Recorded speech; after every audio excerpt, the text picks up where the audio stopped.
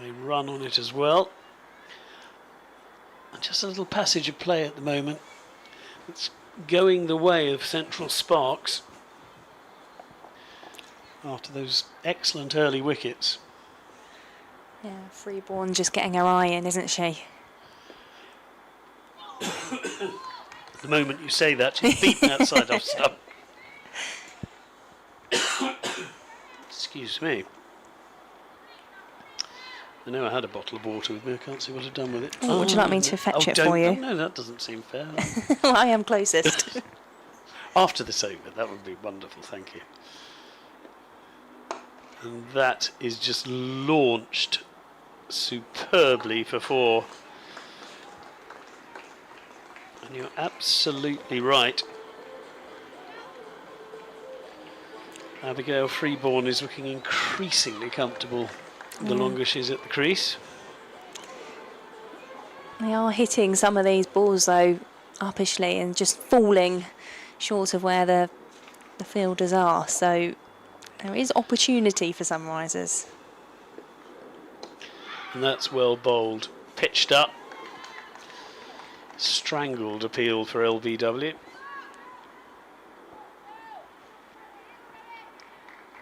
Yet another of the players who came out of Loughborough University, Abby Freeborn.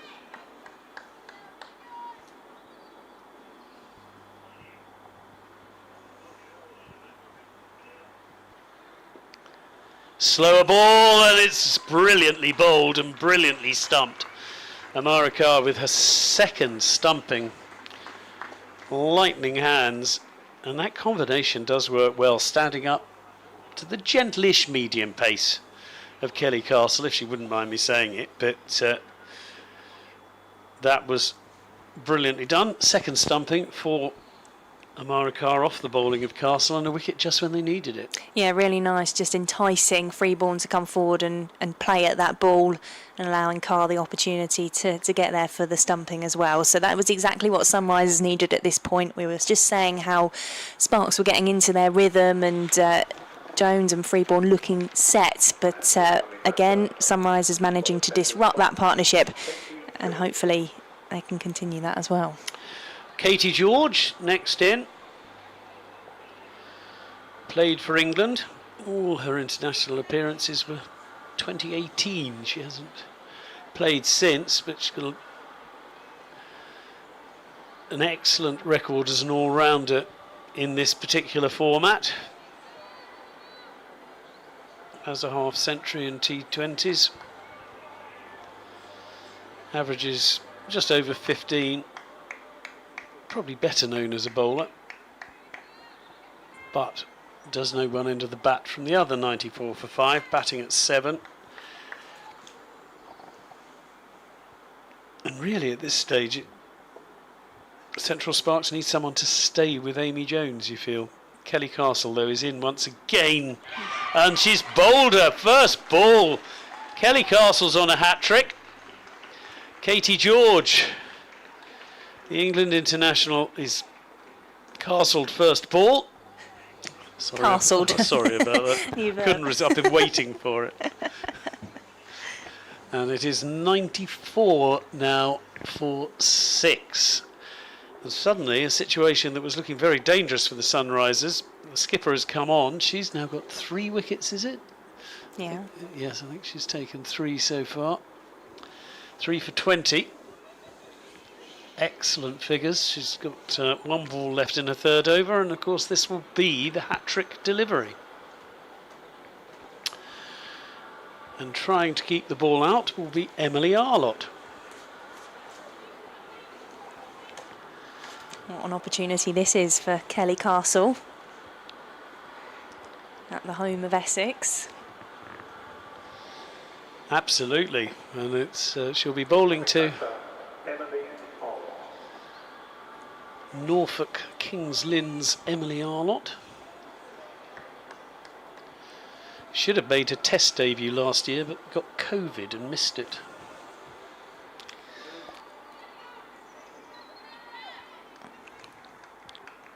But again, she's got half centuries in this format. Kelly Castle is in. It's a slower ball, and It's nicely played in the end. Kelly Castle has her hands on her cheeks because a hat-trick would have been nice.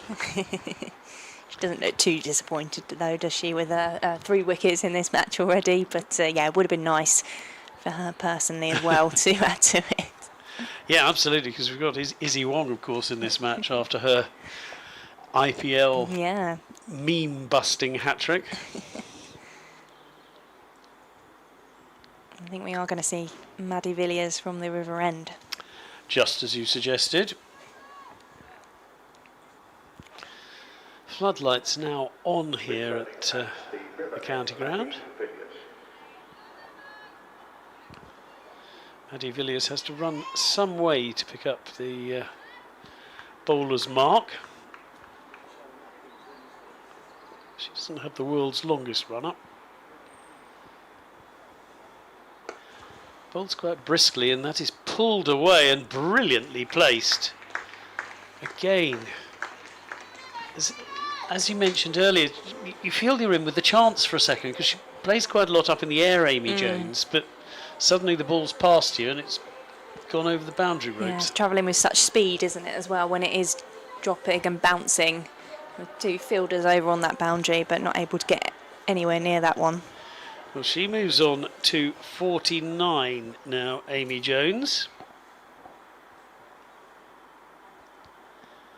And drives that down the ground. Maqsood fields safely. She almost hit it too well. She was looking for a single to bring up her half century. Nicely bowled as well by Maddie Villiers. And that is pulled away, and that will be the half century. Grace Scrivens having to work very hard to stop the boundary, which she does, but can't stop them taking 2, and that's a really, really good effort from Amy Jones. 33 balls for her 50, 9 boundaries, all 4s. We haven't had a 6 yet in the innings. She has held things together, and that's brought up the 100 as well. And that is just hit straight to Maqsood, next ball, who takes a catch just above her head. We've seen a couple whistle just over mid-off before, but on this occasion Maqsood hands got high enough, the catch is taken, and moments after bringing up her 50 and a team's 100, that is the end of Amy Jones. Wonderful knock, she scored half a team's runs. But that does leave her side now in a spot of bother at 100 for 7. Just as you were saying, she was holding together the innings, but that was nice. Maqsood didn't really have to move her feet. She was in the right position, just get those hands above her head and make sure she held on to it, because it was travelling, again, as we've seen so much in this innings, with speed. She just needed to make sure she held on to that ball above her head, but Sunrisers have got the wicket that they needed. Yes. Now they're into the tail, I guess, with Izzy Wong coming out at number 9. But having seen her 6 hitting for the Sydney Thunder in the Big Bash, she is unafraid of taking on the bowling, I think would be polite to say. Such an exciting player to watch, and sure there's so much more to come from her, and I very much enjoy listening to her as well on Tailenders. Oh yes. And now she's a regular part of that. Yes, with Kate Cross. Oh, she's much part of with Greg James and Jimmy Anderson. The Tailenders. I got the wrong one. Yeah, she's joined up with the Tailenders. That's the no ball. No balls with Alex Hartley and Kate Cross. I mean, they all get together at times, don't they? Wrong podcast. God, so many of them these days. And that is flicked round the corner by Izzy Wong, and it wasn't far away from Maqsood, but they take a couple. Nicely placed in the end. Maqsood, who's come out of the mid-off position she was fielding in and is now at square leg. And that's down the leg side and could well be wide. It was a slightly half-hearted signal from Billy Taylor. I'm not sure he actually fully extended the arms. He has now. So it will be a wide that they ran a couple on as well. Yeah, nice stop on the boundary again there. Yeah, they have. There's been, I can think, one misfield on the boundary, and that's the rest of the time it's been really good fielding from the Sunrisers. And that is very extravagant and rather impressive shot from Missy Wong, straight to a fielder, and she held the pose as well.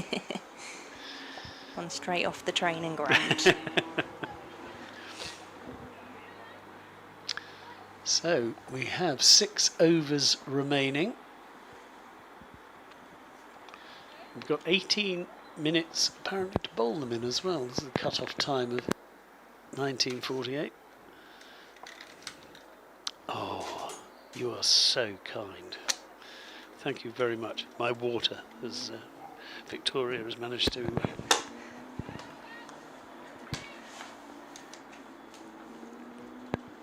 And it will be, understandably, the skipper to finish her 4 overs. She does pitch the ball up. On this occasion she just over pitched, and it was punched up for a single by Emily Arlott.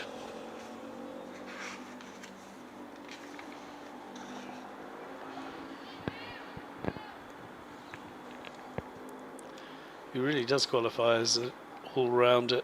Averages over 20 with the bat in this format and 22 with the ball. And that's played to where a regular mid-on would be standing. But the fielder has been set way back at long on, Grace Scrivens. And in the end, it's a very safe single.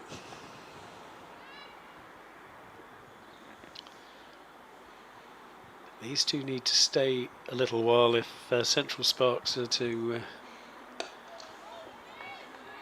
set what you feel will be a competitive total on this wicket, because there definitely are runs here. Yeah, it's a good surface for the batters. We did wonder before the start of the game how much the bowlers would be able to get out of this surface, but it's running along nicely. Now just slightly straying down on the leg side. Been a busy old time for the ground staff here at Essex, but also, well, I'm sure it's the same around the country, but here in the county with all the wet weather that we've had, it's been a real labour of love for a lot of volunteers who've been working hard on outfields. Well, it's played immaculately this evening. The ball has raced to the boundary. The wicket has played really nicely as well, as there have been slowish wickets at the beginning of the season, but this is a good one, and that's a really lovely ball. And somehow it misses everything. Bat, wickets, wicket-keeper. Kelly Castle is left with her hands understandably on her head as that one goes for byes. Tough for the wicket-keeper standing up. Wasn't a lot she could do about that. Beautifully bowled, but Issy Wong was winding up in front of the wicket-keeper Amara Carr, which made it even more difficult. Kelly Castle, last ball of her spell, and that is played nicely up to mid-off for a single, and that's been a really good skipper's effort from Kelly Castle. 3 for 24 from her 4 overs and an economy rate of 6. That's good. Yeah, really nice to see from her, not just leading her side but contributing as well, and just, I think, really enjoying her cricket at the moment. Spoke to her just before the start of the season. She's been out in Australia over the winter, and having that experience, she was at that point really looking forward to the start of the season, and the changes at the Sunrisers behind the scenes as well seem like they're really enjoying how things are working. Yes, with the lots of professional contracts and just a step up in professionalism, really, isn't it?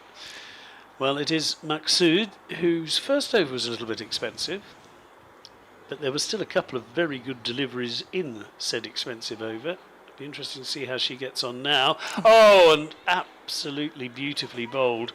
Again, a big, thick outside edge. That was meant to be driven on the up towards mid-off and went all the way along the ground off a thick outside edge to very fine third man.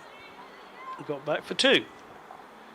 Good fielding on the boundary again. Very easily could have gone for a 4, but Sunrisers, you know, you never know how much that will count when it comes to the end of the game. Oh. And this goes straight up in the air, but I think he's going to fall safe. And Maxud was doing a level best to get to the ball. Maddie Villiers was also possibly there or thereabouts.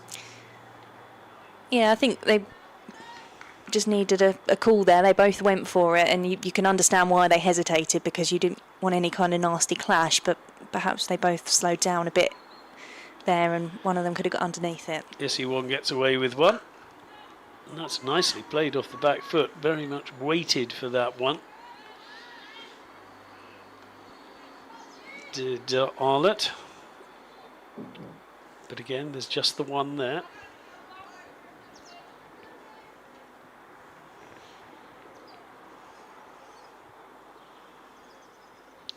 Maxudin once again. Oh, and that again is played unconvincingly by Issy Wong. Again, it falls safe as far as she is concerned, just short of point. Just cranking up the pressure a bit though here with the bowling. Yes, Scotland's finest.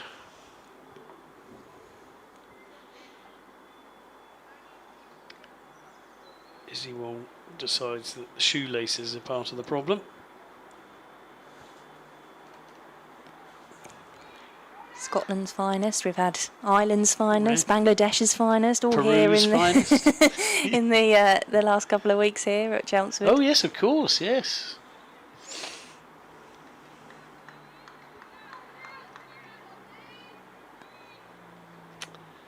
We've got Ireland's finest coming to Chelmsford before too much longer as well. Oh, that's really well bowled. Could even have been the googly, but it certainly completely and utterly did for the batter. That delay didn't work in Issy Wong's favour No, there, did it? Didn't. She played well, Issy Wong, except against Maxud, where she just didn't really seem to know exactly what was happening at all. So she's been bowled for 7 from 8 deliveries. It's an 8th wicket down for the Sunrisers, 115 for 8. We're in the 16th over, and the one thing that the Central Sparks won't want to do is be out for in under their 20 overs. No, they want to stay out there and just keep this total ticking over and give Sunrisers something competitive to chase. Be nice for the crowd here as well to see an exciting run chase. We were talking earlier about the T20 Charlotte Edwards Cup game here last year, which was a very, very tight contest in the end and didn't go the way of Sunriser. They won't want anything like that again. Yes, they found themselves in several positions last season when the win looked there for the taking, but suddenly someone in the opposition side would do something extraordinary and the opportunity would disappear. There's Maxud in again, right arm over the wicket. Oh, and thickish outside edge. Slip would have been interested there.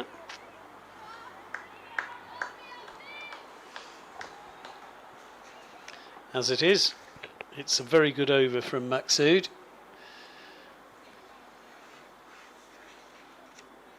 Georgia Davis, I think, is the new batter. Pretty decent off spinner.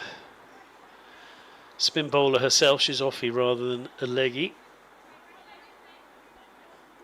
But in returning at the Hayes close end, Eva Gray.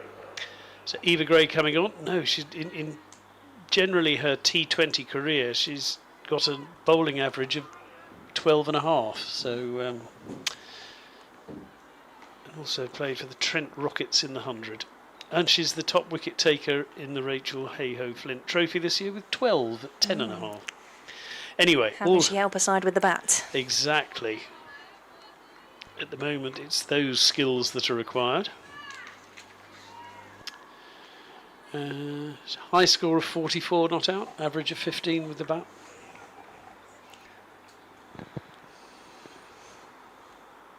Eva Gray back on. Right arm over. The field is very well placed at the moment because that was nicely played. But straight to that short fine leg and there's no run. Interesting to see how the conditions change as we head through. As you mentioned earlier, it'll get a bit dark, a bit dewier maybe out there.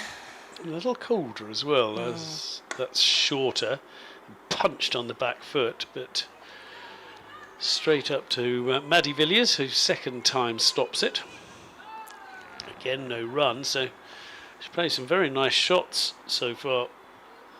Emily Arlott in this over for very little reward.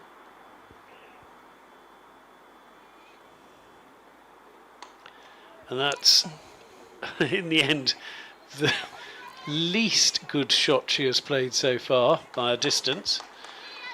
But the big thickish outside edge, if you're going to swing hard, means I think they actually did run 3 for the first time then, or was it just the 2? It was the 3, I think. Yeah, we haven't had many 3s. Yes, it was for 3. And Maxud and Castle both got their sunglasses on still. I'm not entirely sure how much of a part the sun is still playing, if it's behind the trees to our right hand side. For us, yeah, but I think it's still an issue over in certain parts of the ground as it gets that low over the buildings here.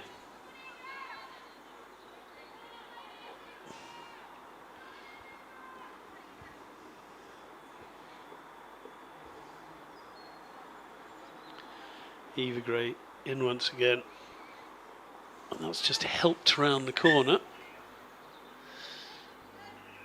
There's a fielder there though. She's got a good arm, Lissy McLeod.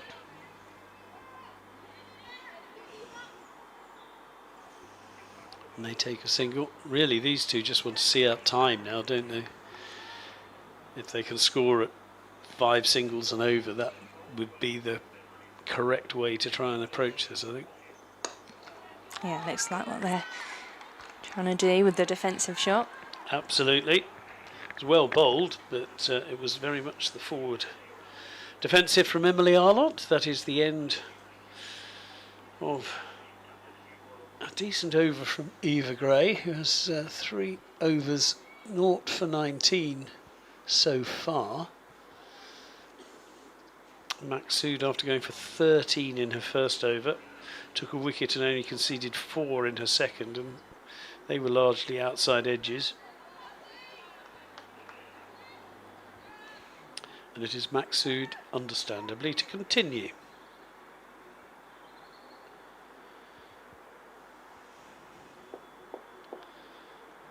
To Georgia Davis.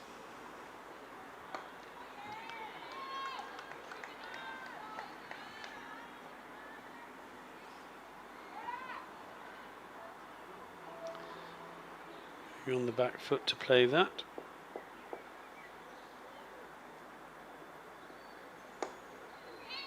That's played out into the leg side. There's a little bit of a coming together between bowler and batter backing up. But that was a very wide open space and they go through for a pretty easy single.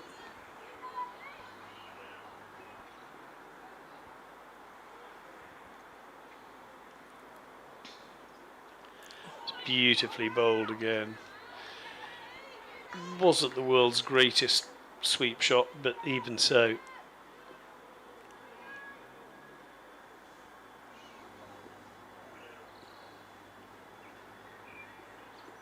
Slightly shorter, and that lets the batter rock back onto the back foot and punch that up to long off.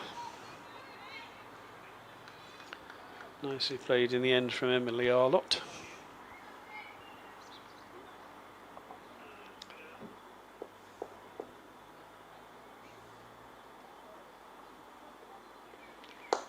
Oof. That's driven on the up, but safely. You have to be a very brave bowler to stick a hand out when the ball's hit back at you like that. Well, you heard the one earlier on when it was hit back at Maddie Villiers, the crack of that, and no wonder she had to just give the hand a bit of a rub after that. And that again rocking onto the back foot, punching up to long on. And these two playing very sensibly, just picking off the singles, just keep the scoreboard ticking on. They've got 2 overs left now. They've dragged the score over 120, so they're better than a run a ball, which always puts a little bit of pressure on the batters. Now you know what a good score is here better than I do. Well, don't mean to put you under pressure, but from what you've seen, what would you think would be? I think they're below par at the moment, I would say. 140 might make it interesting. Yeah, I think 140 would be competitive, and I think Sunrisers would just then need to hold on to some early wickets. Yep. And withstand any pressure. And it is Maddie Villiers back on, just over pitches slightly, and that's bunted up to mid on, long on for a single.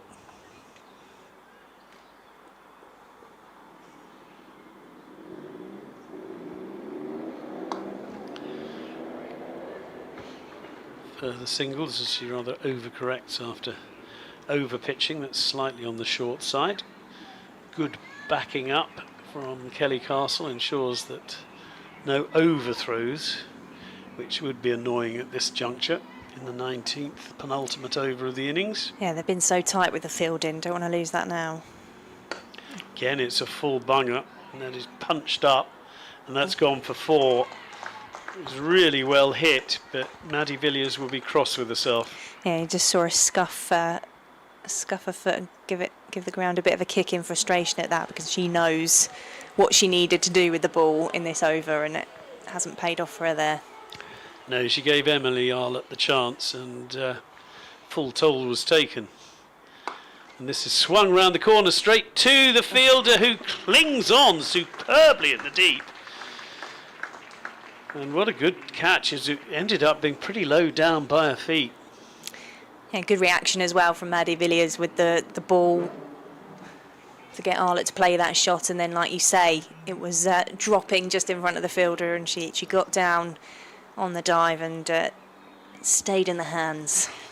Well, as they have done throughout this innings, Sunrisers taking the wicket just when things were looking slightly dangerous. Arlott goes for 13 from 15 balls faced. It's a second wicket for Maddie Villiers. Ever so slightly on the expensive side, but well, 3 more good balls now, and suddenly it won't look expensive. Gray it was who took that very decent catch in the deep. Eva Gray looking for a second as if she may have misjudged it, and then picking it up very nicely low down in front of her.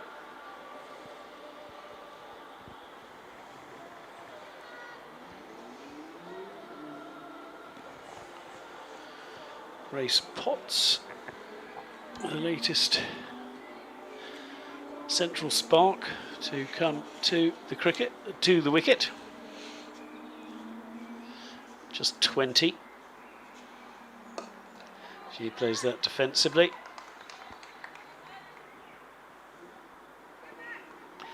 Hasn't batted that often in T20s.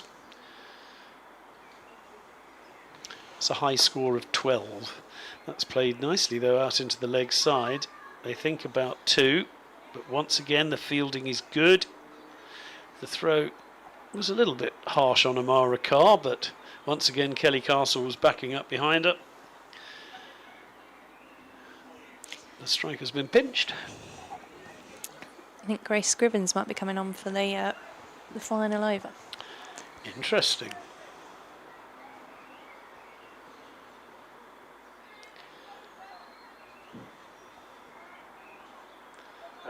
It's quite bold to finish on spin, but it is Grace Scrivens.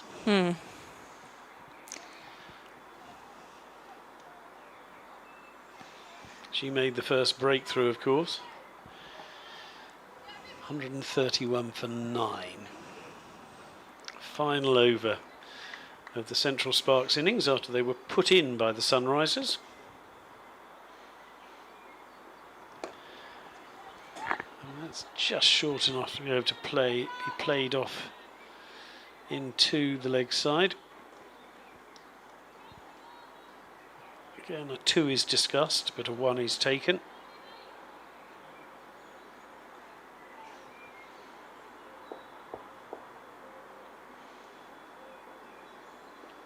Georgia Davis has to survive a big LBW shout, which he does.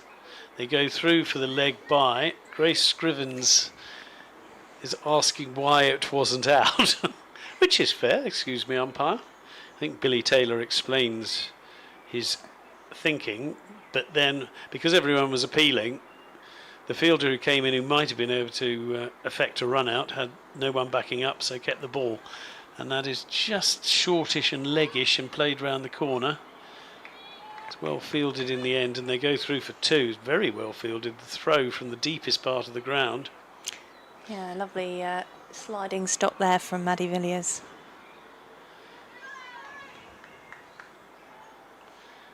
And again, as we've seen so often, possible forwards turning into 2s. Grace Scrivens in again.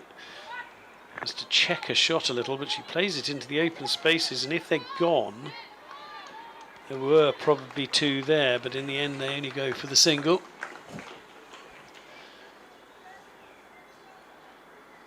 They now have 2 balls remaining.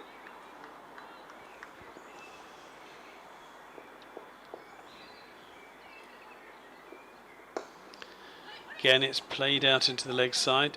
The call was quick.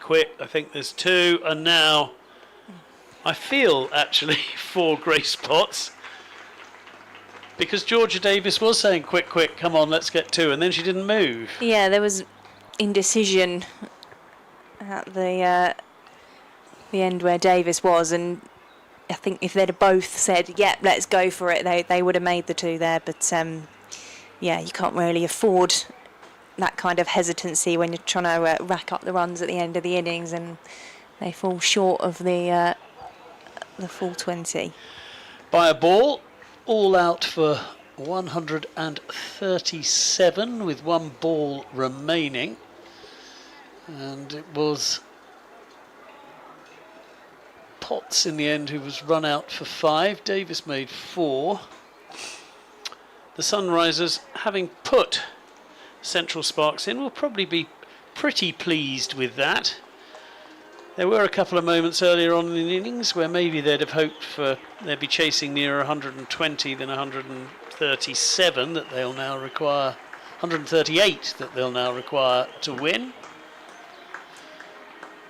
But a fascinating chase that we are going to be able to watch here live on the stream, and see whether Sunrisers, as they did in the Rachel Hayhoe Flint Trophy, can begin their campaign in the Charlotte Edwards competition with a victory in their first match. How much they'd like that after the struggles they've had in the previous season. But I think, yeah, from a Sunrisers point of view, they'll be really pleased with that. The Freeborn and Jones partnership was a dangerous one, and was where the majority of the runs came. But from a Sunrisers point of view, if you look at how tight the fielding was, we didn't see too many misfields. In terms of the chances with catches, they held on to everything that was a meaningful chance for them to take the wickets. So I think they should be really pleased with that effort with the ball, and they just need to back it up now and not lose early wickets, because I think the more wickets you lose early on, as with anything, you'll struggle to make it, and the scoreboard pressure will start to crank up.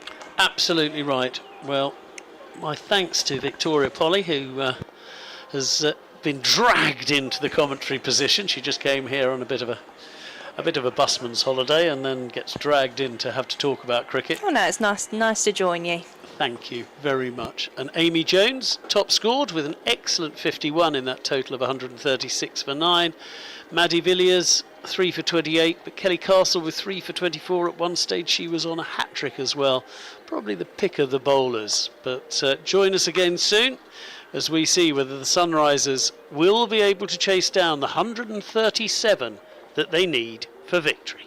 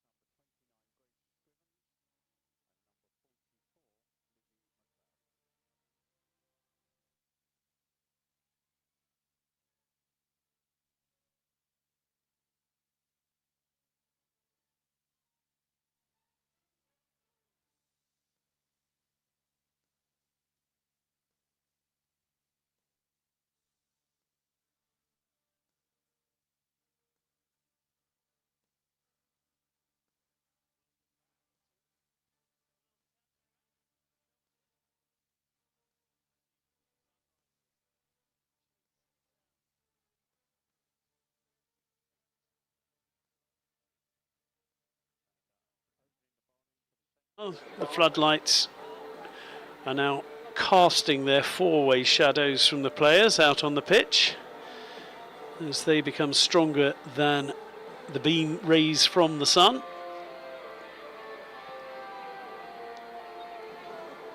It will be facing first Grace Scrivens. Crucial, you feel, to a successful run chase for the Sunrisers.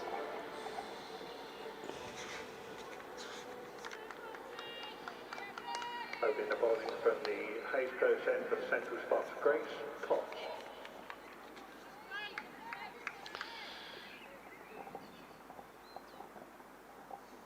And it will be Grace Potts, right arm over the wicket, and Scrivens immediately drives.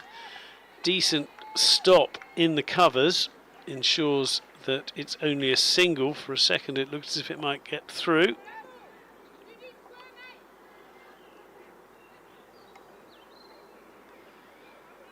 But Grace Scrivens off the mark first ball.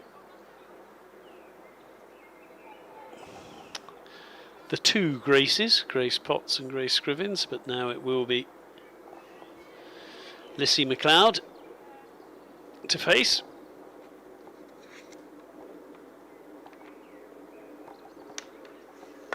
She plays a nice looking drive first ball as well.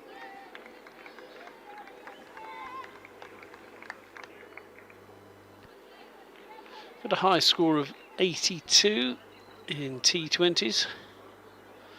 Average of around 20, taking wickets as well, but we didn't see her bowl earlier. She's very much in this Sunrisers team for her batting. Grace Potts in again, and it's wide-ish, but with minimal foot movement. Lissy McLeod manages to get bat on ball, but can't pierce the field.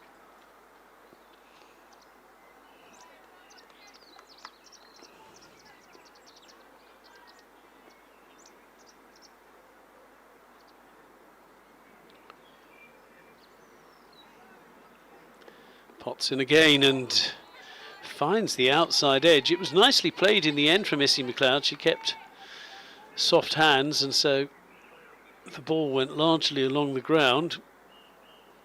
But Grace Potts will be pleased with that delivery, as she should be.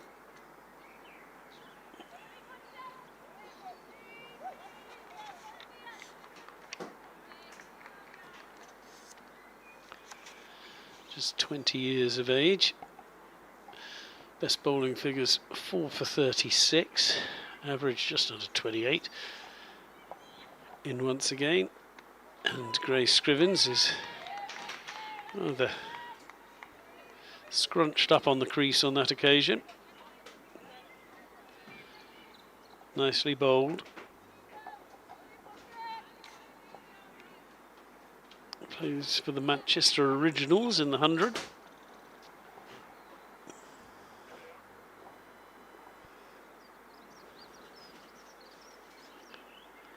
Grace Potts in once again. The Scrivens launches that but doesn't middle it. And luckily for her, the Sunrisers, it drops short of mid-on. And that's a very good first over from Grace Potts, just the two singles from it.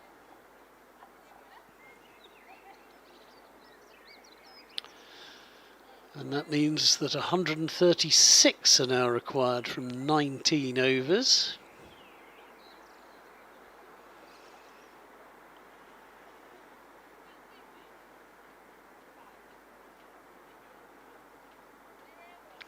Lissy McLeod takes guard. And it will be Emily Arlott. To open the bowling at the river end, Emily Arlott.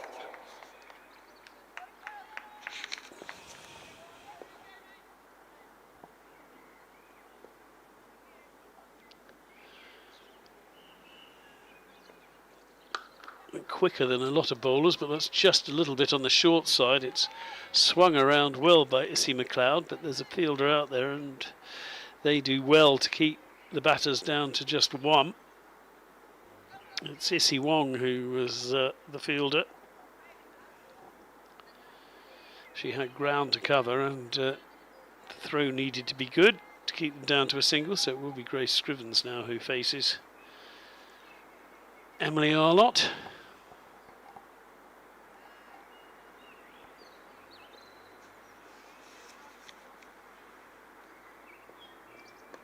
And that's a thickish outside edge. It's well bowled, but it goes up to the busy Issy Wong. And they take another single.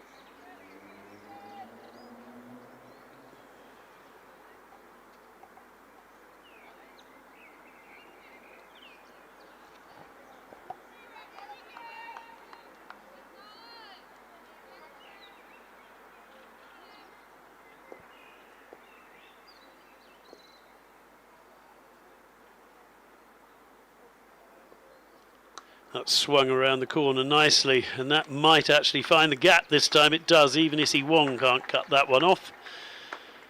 Fine leg, and they race through. The ball races through for 4 runs, the first boundary of the innings.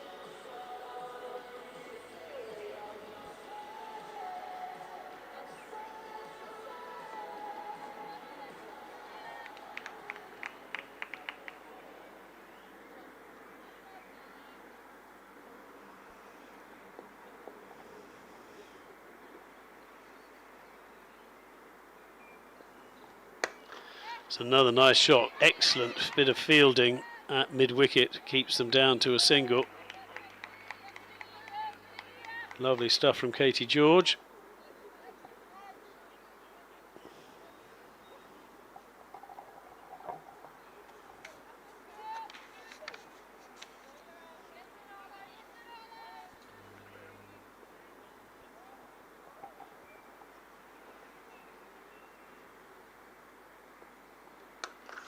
Scrivens waiting for that one. She plays it out onto the deep on the leg side. Again, it's a terrific piece of fielding from Grace Potts.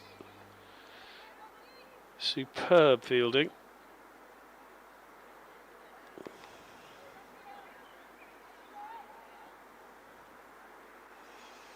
And this has been a better over so far for the home side, the Sunrisers. There have been 8 runs from it. There's 1 ball remaining.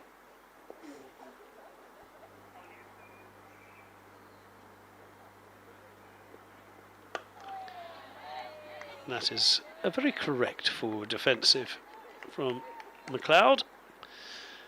It will remain just 8 runs from the over, 10 without loss, 128 required from 18.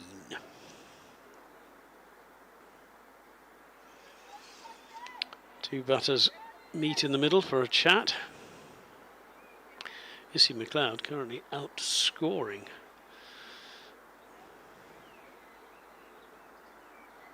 her partner,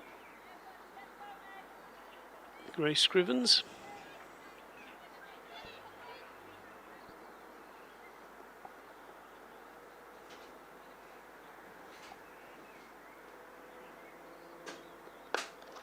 And that's driven and gone. Grace Scrivens has fallen early. It was nicely taken in the end by Katie George. And the breakthrough has happened. Potts in her second over has picked up Scrivens for just 3. Scrivens looking to get on with it. But that is a massive wicket as far as, well, both teams are concerned. The Sunrisers would have hoped to build an innings on the back of the very talented Grace Scrivens, but certainly Central Sparks will be delighted to see the back of her. Incoming batter for the Sunrisers, number 6, Cordelia Griffith. And Cordelia Griffith is next to the crease. Played for Middlesex and Essex, of course, as well as Manchester Originals in the 100. Dad played for Derbyshire.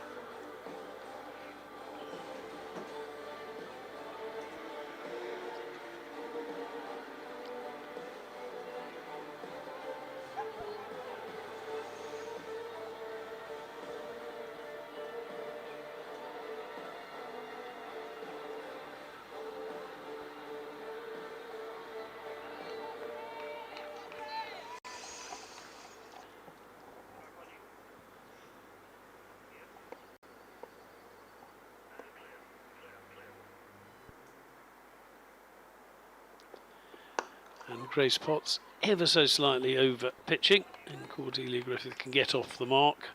First ball, playing the ball out into the leg side for a single.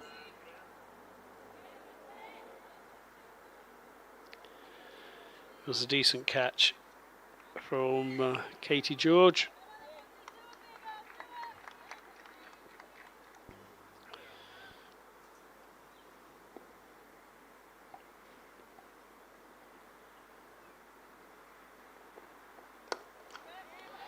Nice length pitched up.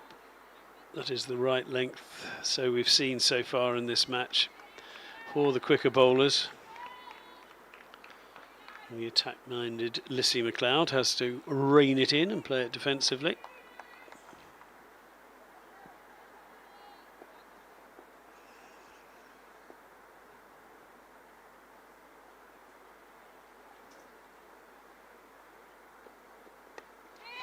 Thickish outside edge will go down to Issy Wong. Very quick across the ground, and she keeps the Sunrisers down to a single.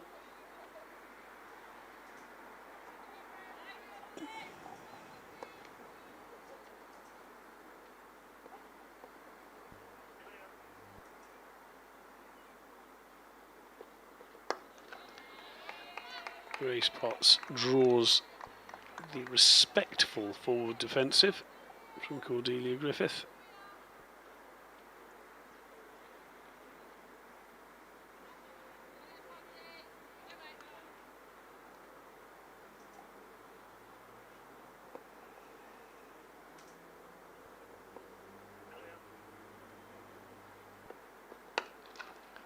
Nice looking shot, but straight to the fielder. Erin Burns does the necessary, and that's a very good over indeed from Grace Potts. She now has the figures of 2 overs, 1 for 4. So she's done a terrific job for her side at the start of this innings. Still 3 more overs in the power play. And it looks as if it'll be Katie George who is coming into the attack. Change of bowling at the River End, Katie George.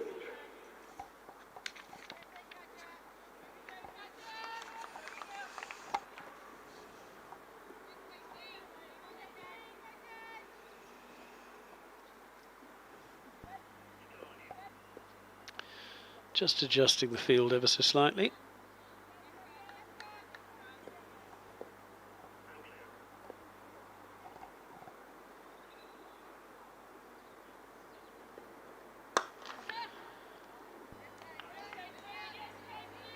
Decent shot from McLeod, but couldn't find the gap.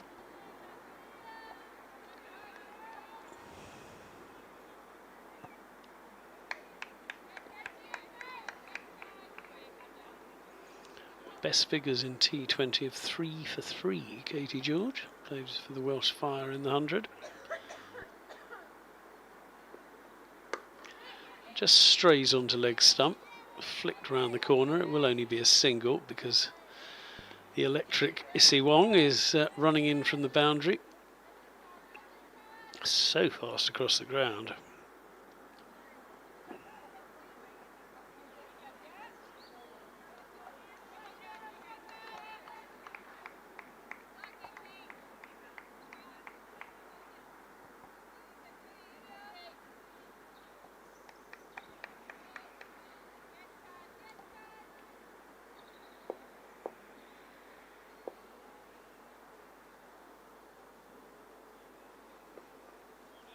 It's quite wide, and indeed Billy Taylor says that's too wide outside off stump.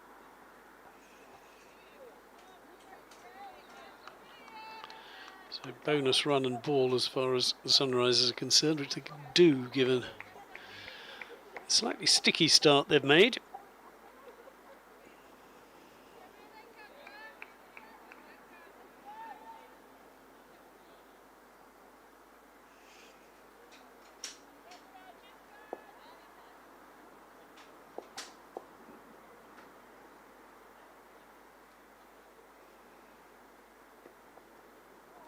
Left arm of Katie Jordan, that'll be another wide. This one just straying down the leg side. Strangled appeal for the strangle down the leg side.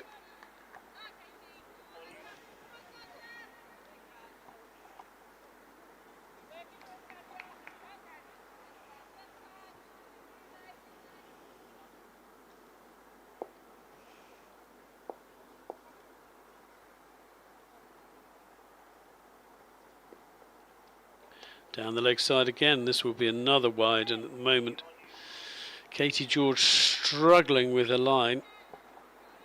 There's 3 wides in this over. 1 outside the off stump, 2 down the legs. I think that's more wides than Sunrisers bowled in the Sparks innings.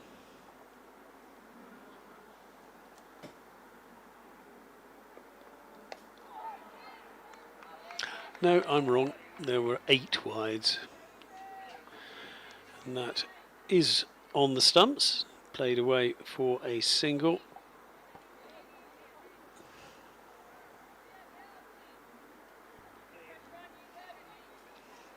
Still 3 balls to go though.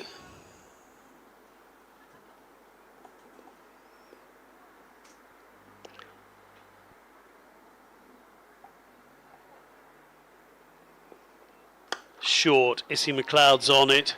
I don't think even Issy Wong can stop that. No, it's gone. Dragged down on that occasion.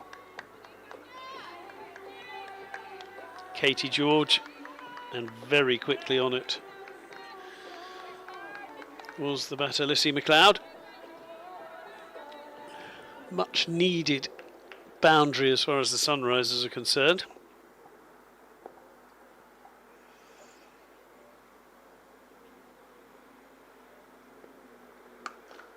And that's beautifully punched away through the covers off the back foot. That absolutely flew to the boundary.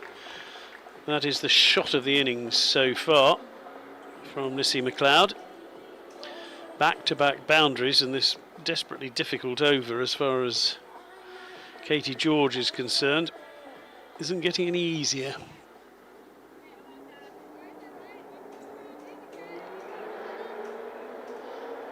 "13 runs from it so far.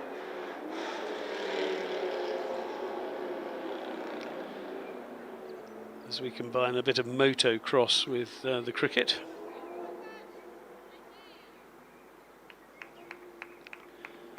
Change of direction. Left arm is going to come round the wicket.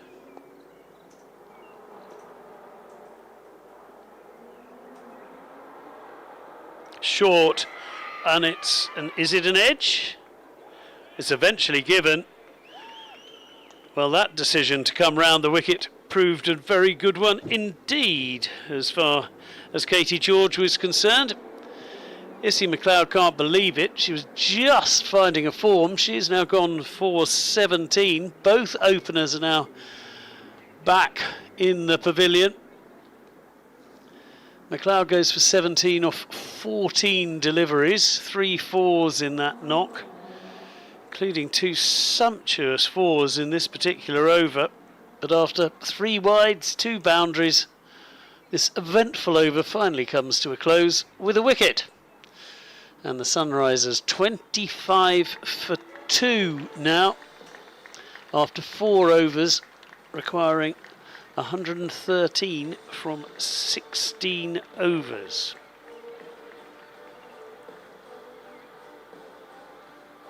Which is almost exactly 7 and over.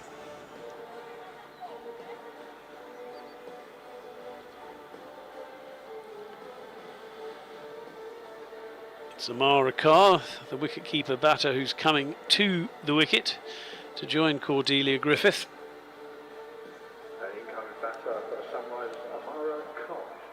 She kept beautifully earlier on today. 2 stumpings off the bowling of Kelly Castle. But she won't be facing first up, as that was the end of the over.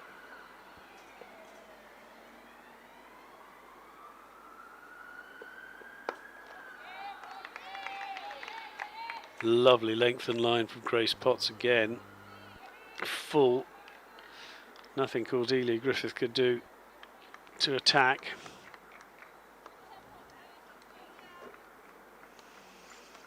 Happy just to dig the ball out.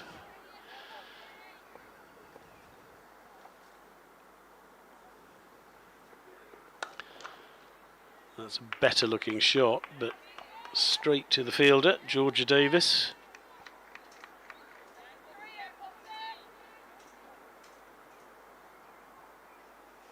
Grace Potts is putting together a really, really good spell here.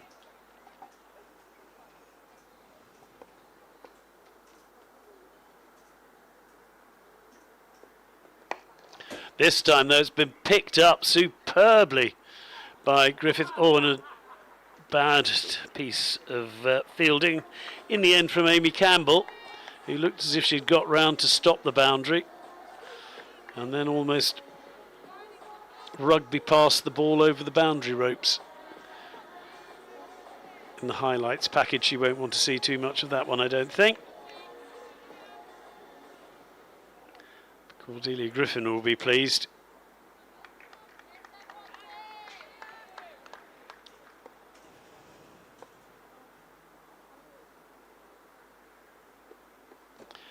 Better, slower ball.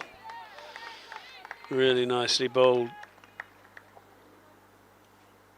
Slower, just wide, trying to tempt Griffith.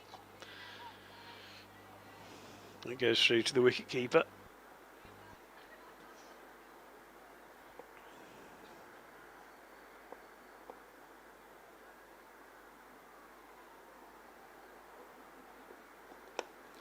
Oh, it's on the up, but falls short in the end of the deepish point. Davina Perrin is the fielder there. Didn't carry, but another good delivery from Grace Potts. This is her last ball of her third over. Uses her feet well, Griffith, on this occasion. I think the ball hit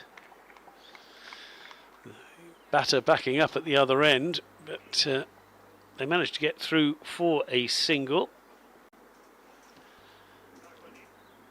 But Potts now has the figures of 3 overs, 1 for 9. For her, that was a relatively expensive over. 5 runs came from it. It shouldn't have been 5 because the boundary should probably have been stopped. 30 for 2 though, the Sunrisers, after 5. So they're going to run a ball. Just need to crank it up a little bit. Perhaps unsurprisingly, Katie George, despite the wicket with that final ball, Returning at the river end, Emily Arnold. sees her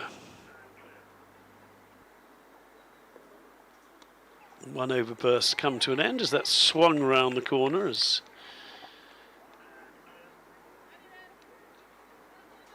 Emily Arlott returns to the attack.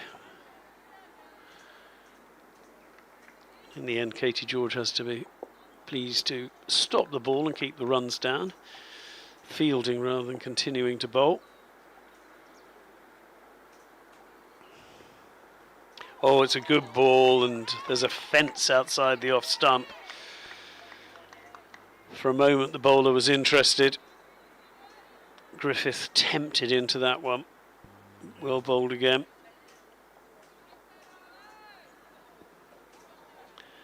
And there haven't been many loose deliveries.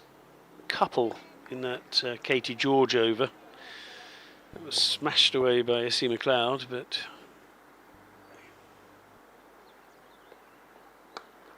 that was shorter, and it's well placed, but Issy Wong, not for the first time, is very sharply round the boundary and keeps them down to 2. Signs possibly that the ball is slowing down a bit in the dew on the outfield as well.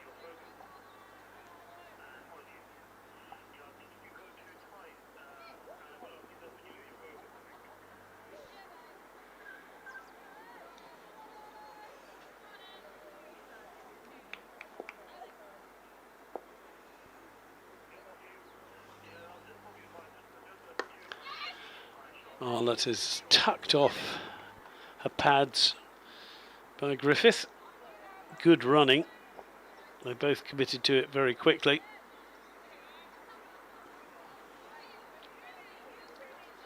Amara Carr racing through. And Griffith moves on to 10, reaches double figures. 14 deliveries she's faced so far. This will be the first ball that Amara Carr has actually faced. Oh, and the ball almost stops on her, and she's almost played the shot before the ball got there, and the ball just pops up in front of her. Luckily there's no one fielding in close. Katie George in the end sees the ball roll towards her. Well bowled again.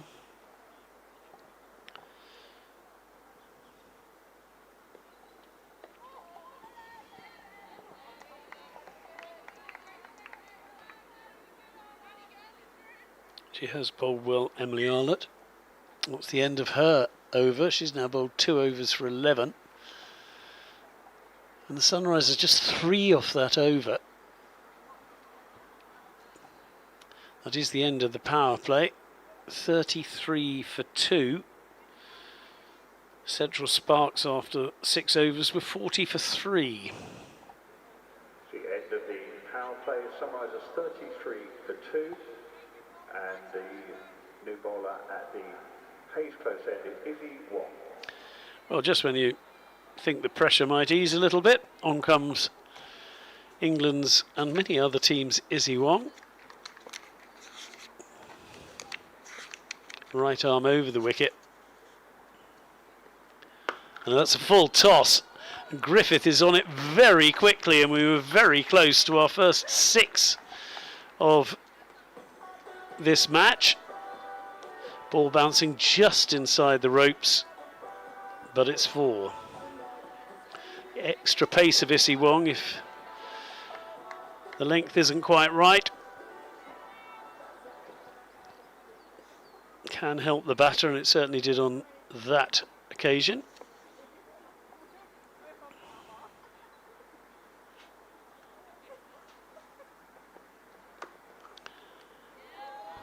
It's a nice shot. One of 2 of the crowd thought that that had actually been a drop by Davina Perrin, but the ball was played into the ground by Griffith. Izzy Wong has played 1 test, 3 ODIs and 9 T20s for England. She's taken 7 wickets at a fraction under 25.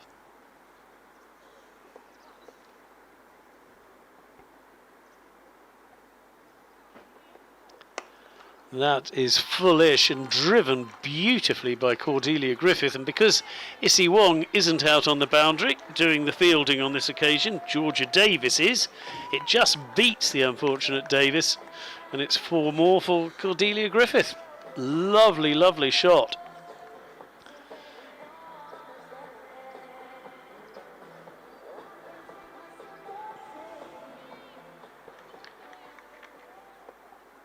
Two decent boundaries in this over.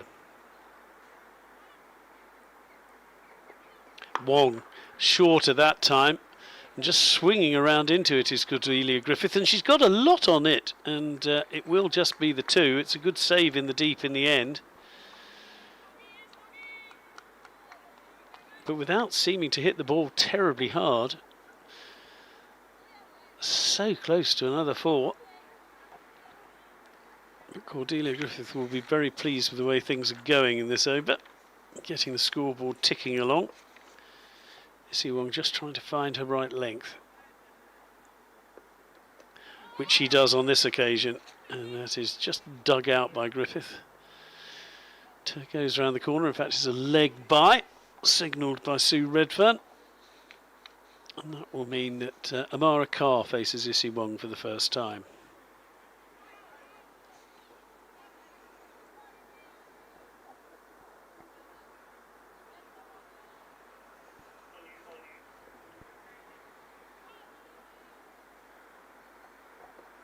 In again, and that's over pitched by Izzy Wong and played out into the leg side, but the fielder will keep them down to a single. That is the end of Issy Wong's first over. She won't be particularly pleased with the way it went. 11 runs from it.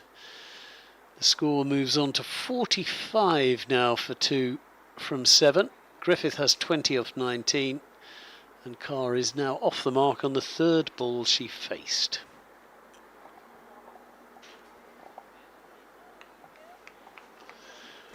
I managed to persuade Victoria Polly to join me again, if she isn't freezing with the window open from our commentary box. It's not quite as summery as it was earlier in the day. I've just been for a little walk around the ground to stretch my legs, and I noticed how many people who were sitting on the upper tier of the Tom Pearce stand have managed to find their way inside the pavilion.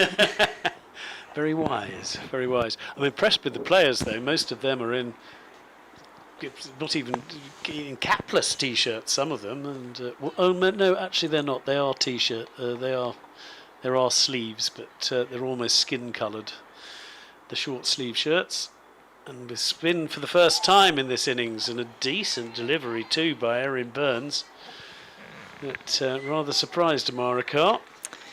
Yeah, I think Amara Carr and Cordelia Griffith just need to steady things here. It doesn't matter too much about the run rate at this stage. And that beats Amara Carr again. A little more bounce possibly than she was expecting from the Australian offie.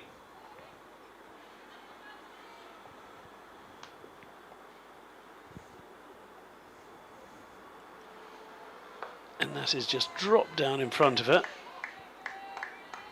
by Amara Carr. And there will be no run, but at least for her she got bat on ball.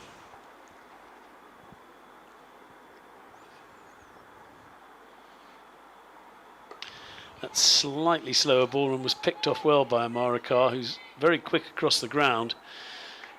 Two very good runners out there, and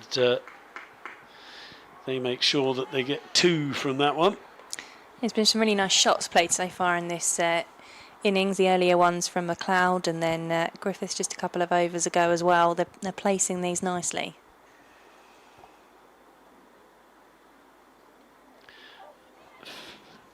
Amara Carr actually sort of almost premeditated that shot. If she'd waited, it would have been quite a short delivery, and she could have swung it away rather more traditionally. Yeah, she was ready to get down to the ground. I'm not sure she needed to get down that low to be able to turn that one down, but we saw how well that shot worked in the Sparks innings for Freeborn, didn't we? Yes, indeed. You swept away to several useful runs.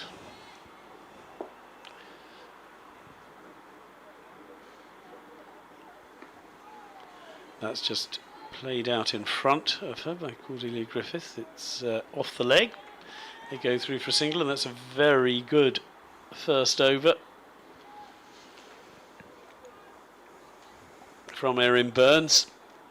Just the 3 runs from it. I've picked it up slightly though. If you look at, well, I think it's called the wasp on the scoreboard, isn't it? The worm, whatever you want to call it. It's just over 6 and over they're scoring at, isn't it? Yeah. And they need 89 off the remaining 12. So that's just under 7.5 and over. Hoping my GCSE O-level maths is up to the task. Yeah, I can see from the run rate Oh, and the yeah, required, you're spot on. I could have Didn't just need read to do that. that maths. Thank you for That's sharing. what I rely on. I don't worry about the maths. No, I'm just going to read it now. Take the fun out of it.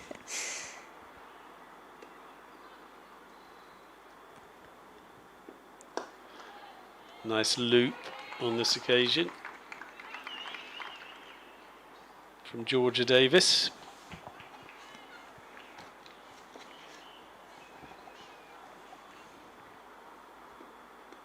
It's well bowled, big LBW shout.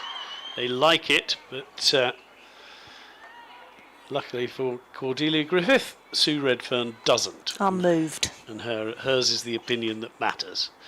So Cordelia Griffith survives that spirited appeal. Good use of the feet by Griffith, but she's driven it straight to the fielder, who does really well. Evie Jones. The ball is flung in by the Central Sparks skipper, but they get through for the single, which brings up the 50 in the 9th over.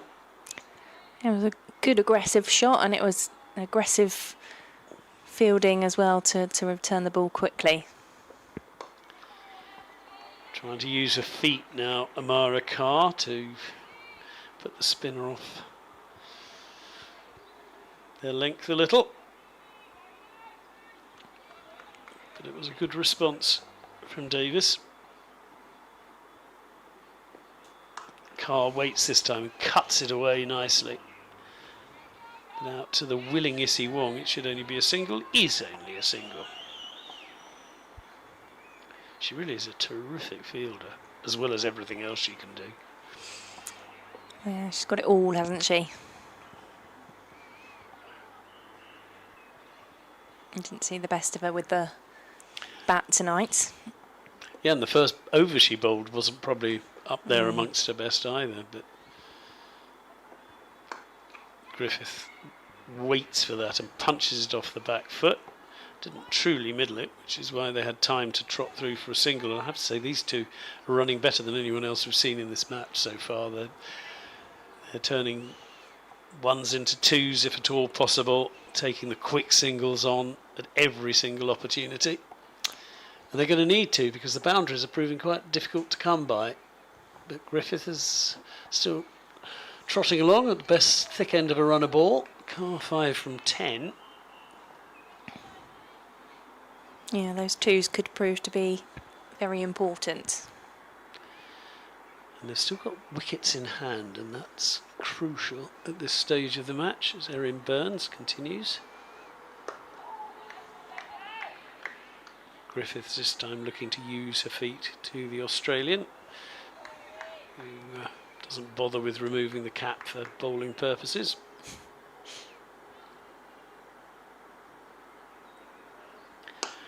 It's a lovely looking shot from Cordelia Griffith, who drives it into the covers, but the deep cover fielder will ensure there's only a single. She's played a couple of those now, hasn't she? Really nice shots, but just again picking out the fielder instead of the gaps. And that is a premeditated sweep, but this time it's worked. But there's that woman Issy Wong again. And I thought for all the world that had to be a 4. However, because these two are so good between the wickets, they did at least get the 3 that we didn't see very often in the once in the Central Sparks innings. Much better execution that time from Amara Carr, getting down and getting the sweep away. And yeah, if it wasn't for Issy Wong patrolling that the boundary over there, she would have got the 4. Erin Burns. Good use of the feet, but not full use of the bat, but the ball squirts out perfectly safely. Backward of square leg, Issy Wong does the fielding yet again, and the single is taken.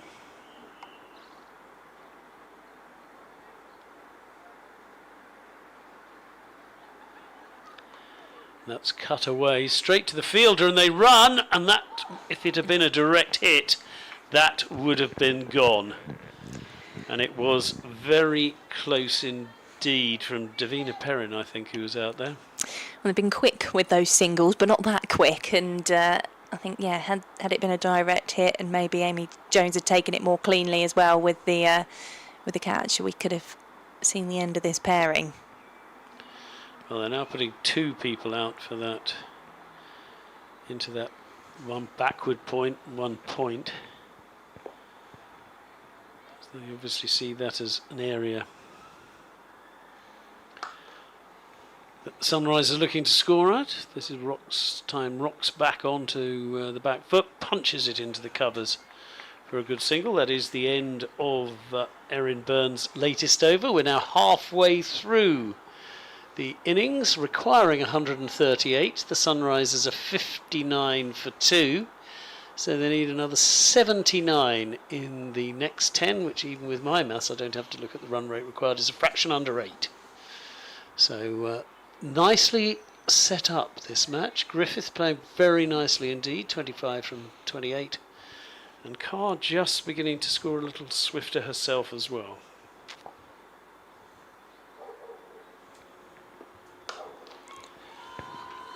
That is a super shot from Griffith. Great use of the feet, and then a glorious cover drive. And when she's playing like this, she really is a joy to watch. Yeah, perfect placement that time as well from Griffith, just getting the ball through the gap between the two fielders and racing away to the boundary. She's been such a magnificent player for the Sunrisers, given how disappointing and dispiriting sometimes seasons must have been when they played well but still couldn't win, and she was still scoring runs. But certainly that was a lovely shot. This time it is a perfectly safe dab out for a single. Davina Perrin, who came close to that run out in the last over, nothing she could do to stop them going through this time. Georgia Davis just tweaks the field a little for Amara Carr.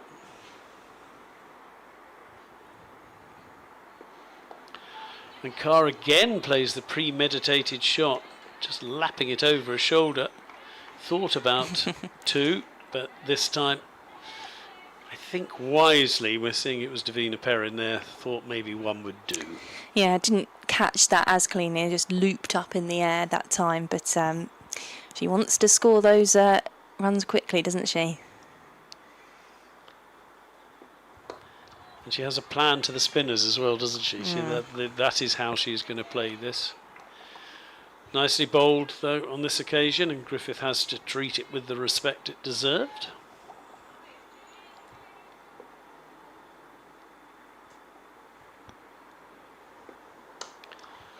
And Griffith again manages to beat the inner ring of fielders, but not Issy Wong, so it will only be two.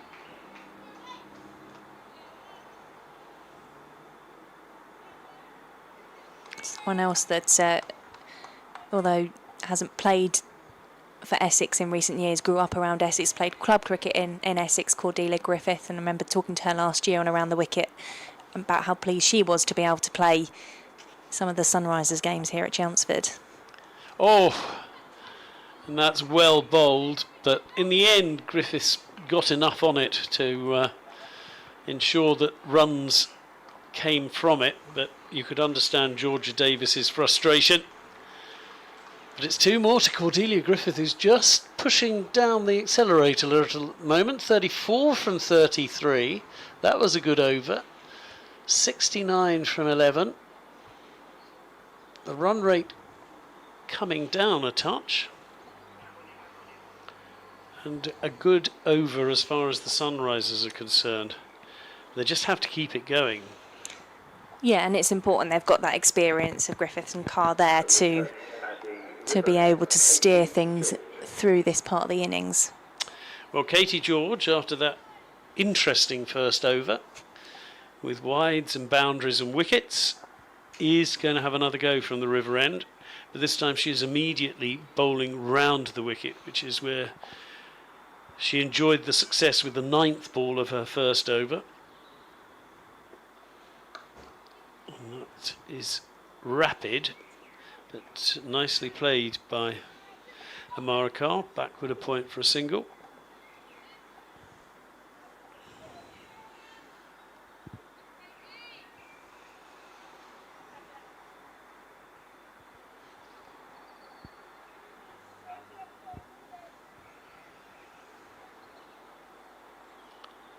Sending fine leg back.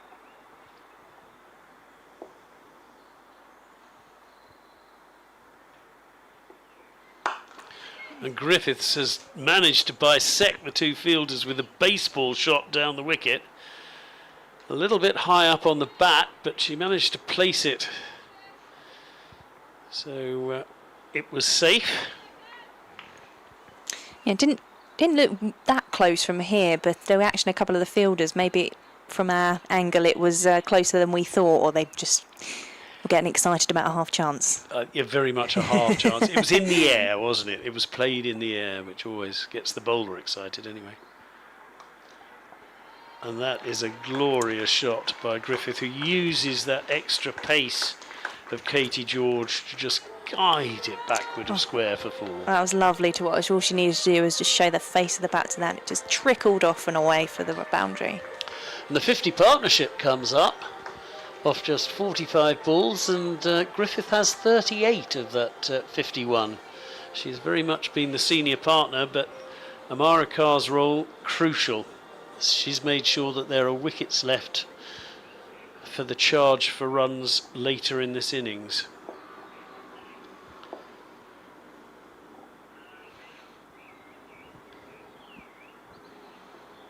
George is short again, and it's dabbed away again. Lovely batting. And there is no chance of Grace Potts, who really put the sprint in, of stopping that. She did well to get close, but just such lovely timing. Yeah, similar shot to that one previously. A bit closer to the fielder that time, but again, as soon as she caught it, you just knew it was going to run away.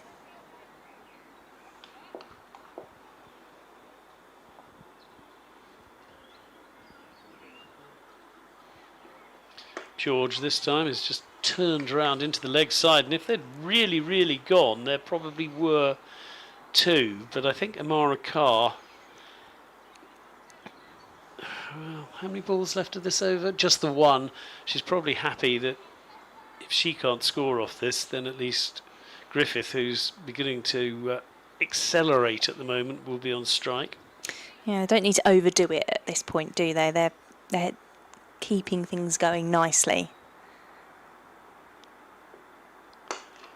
And that is played out into the leg side. There will be no run, and it will be Griffith who keeps the strike. Cordelia Griffith, who's now moved on to 45 from 37, and her strike rate is now over 120, and she's just timed this acceleration perfectly, you feel, at the moment.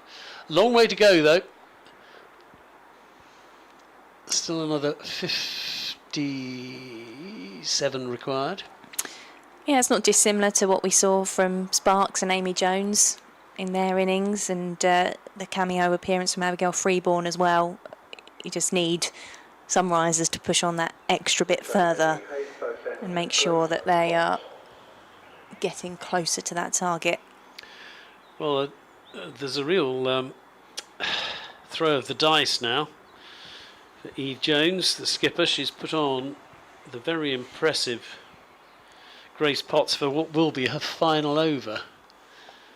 So really looking for a wicket now, you feel, the Sparks. Potts is in, and Griffith just dabs it in front. Good fielding from Katie George, who really raced in from the boundary to keep them down to 1. Yeah, nice though from Amara Carr, looking always to see if there was that second run there, and I think there were a couple of times when Sparks hesitated and could have got the second run, but weren't always quick off the mark to know where the fielder was and when the ball was coming in. So nice to see that from the Sunrisers pair, that they're looking to see if they can turn those ones into 2s. Full from Potts, that's going to be close. It's closer than close. It is out. Amara Carr swinging across a full delivery from the excellent Grace Potts, and I virtually had to stop my finger being lifted up there. It was one of those that was about as plumb as you can get. Well, you said it was a throw of the dice from Sparks to bring Potts on for a final over here, and they've got a reward for it with Amara Carr and breaking that partnership that she was building with Cordelia Griffith. Yes, they'd put on more than 50 for that 3rd wicket. Amara Carr happy to play the second fiddle role in that, but she has gone for 11 from 17 deliveries. It's a 2nd wicket for Potts, and Maddie Villiers comes out now to join Cordelia Griffith.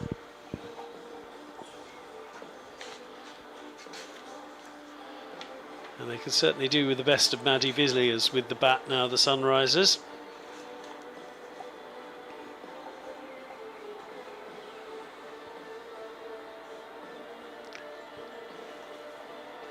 Possibly considered more of a bowler than a batter. Well, She's batting quite high at 5. I was just about to say, I couldn't tell you how regular this is, but this is sooner than I would expect to see Maddie Villiers.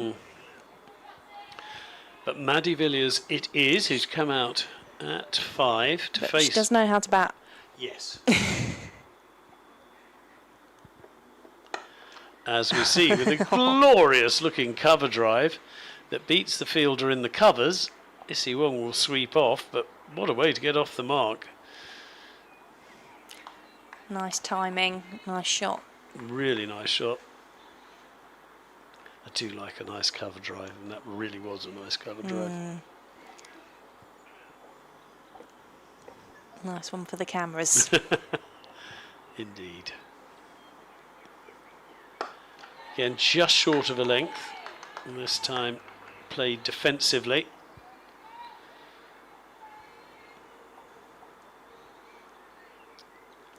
Grace Potts really has impressed so far. Been very difficult to get away. Be interesting to see what Sparks do for the rest of their bowling, though.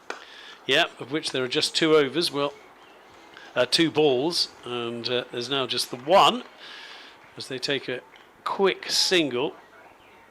Erin Burns missed the stumps, but I'm pretty certain that Maddie Villiers was safe anyway. Cordelia Griffith will have strike for the final ball of Grace Potts in this match.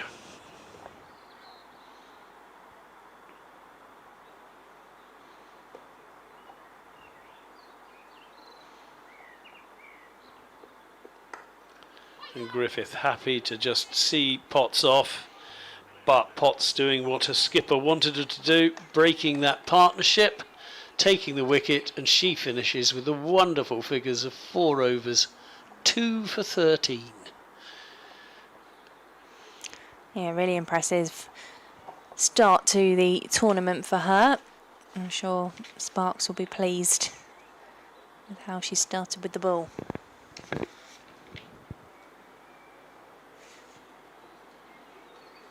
Yeah, best bowling figures of 4 for 36 in T20s. But that's at 9 and over, and this is at 3.3 and over, so difficult to get away. Wickets as well, good bowling. Returning at the river end, Erin Burns. So after another slightly expensive over from Katie George, just as happened last time, Erin Burns comes in to try and slow things down, and that is launched hugely, should be caught, is caught. We were close to the first 6 of the innings from Maddie Villiers, but not close enough as far as the Sunrisers are concerned, and a decent catch again, her second of this match from Katie George. And the attacking intent that Villiers obviously wanted to show comes a slight cropper, but she hit it well enough. It was just to the longest part of the ground. She got hold of it really nicely, and it looked like it might go a long way, but like you say, over to that long boundary, just dropping short, and she thumps her bat on her pads because she knows how she could have continued that attacking intent as part of this Sunrisers innings. And quite a swing back in these last 2 overs. The Sunrisers, they were looking pretty comfortable, but Flo Miller has now come to the crease to join Cordelia Griffith, who could do with someone staying with her for a bit.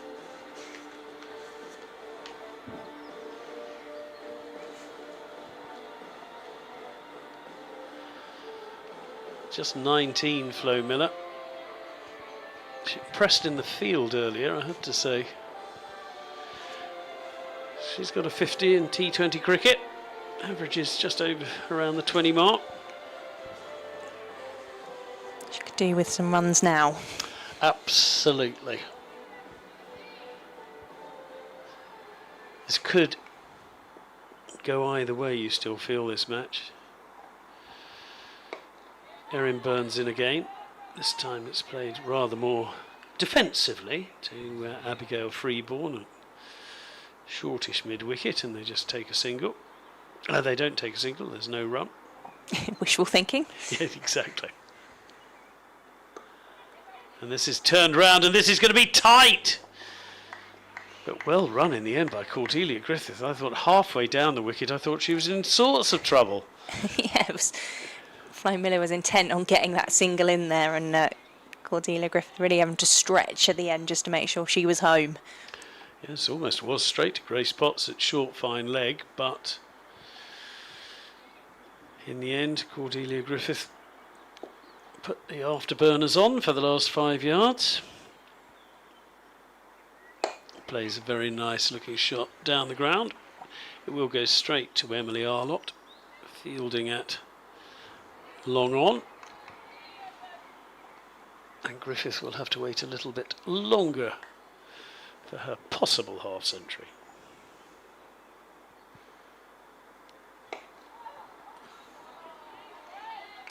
Good over this.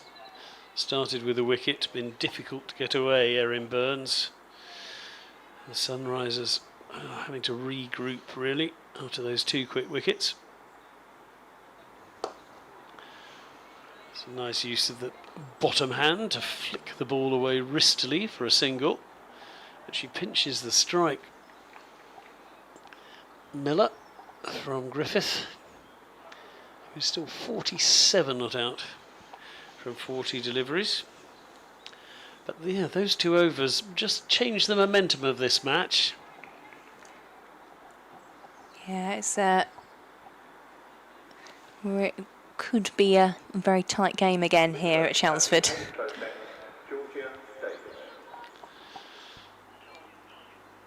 Well, Georgia Davis back into the attack. The bowlers have been rotated pretty cleverly so far by the skipper Eve Jones, and that is just dug out and played back to the bowler. Oh, don't worry. In again. Oh, and that just stuck on the bat a little and goes up to mid-off, no run. Yeah, 2 dot balls from Davis to start this spell from her. That is reached, and that will be at least 1. I don't think they'll risk 2 to Issy Wong. They don't risk 2 to Issy Wong, who's still only bowled 1 over herself, so she's still got 3 left. Handy having an England bowler with 3 overs up her sleeve. And that is driven beautifully, but straight to Grace. Actually, it was Amy Arlott who was out there for the single.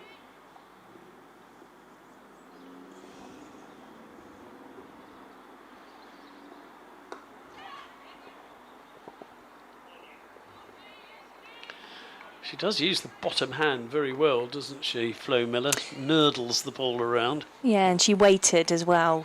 Waits to play the shot there and place the ball and get that single.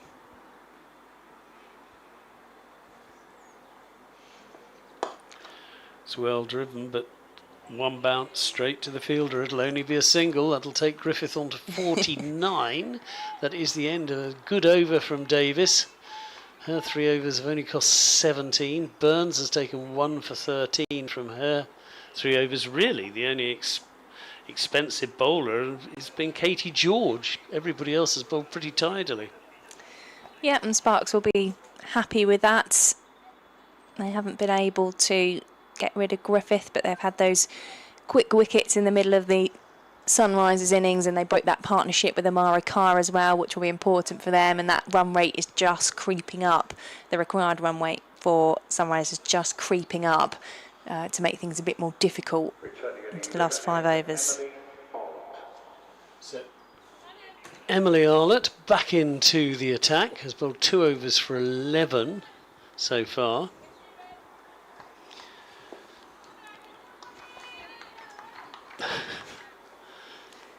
I keep trying to get my computer to come up, putting the wrong password in as Arlott is in, and that will be 50 runs to Cordelia Griffith, and they come back for a second. Clever play. It was a good throw in the end from Katie George, but good running as well by Flo Miller, but that was super knock from Griffith. She's seen the wickets fall around her, but she has made sure she's scored her 50 at good pace. Strike rate just under 120 off just 43 balls. Exactly what Sunrisers needed when they lost Grace Scrivens early and Lissy McLeod as well. Those openers gone. They needed Griffiths to come in and be able to do a job here. She has played some really nice shots within that 50. That was a really nice delivery, but it was a little too high for the LBW shout, but certainly cramped the informed Griffith for room. Now, it was at 51. I'm not going to say it. That was when Amy Jones was out, but Cordelia Griffith has managed to avoid that particular fall, making 50 and then getting out by scoring another 2. And the Sunrisers batters have looked much more comfortable, with the exception of Grace Potts, have looked much more comfortable against pace on the whole, they've scored quicker than the spinners, but we've just seen a couple of spinners so far for Central Sparks. Emily Arlott is in once again. Oh, this could be out. And is, and Cordelia Griffith goes. And that could be incredibly expensive. I think it was Eve Jones who took the catch. It was a thickish outside edge. She didn't really get to the drive. And it just skewed to extra cover. And she has gone for 53, the second player to reach 50, but not get to 54.